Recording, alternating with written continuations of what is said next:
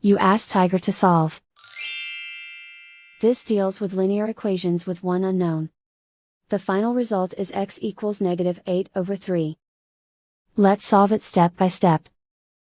Group all constants on the right side of the equation. Add 8 to both sides. Group like terms.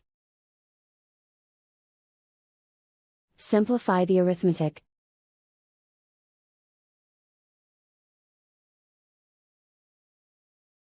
Isolate the x. Divide both sides by -3.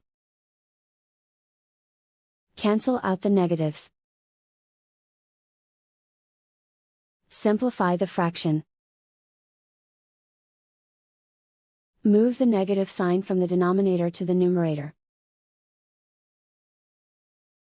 And so the final result is x equals -8/3.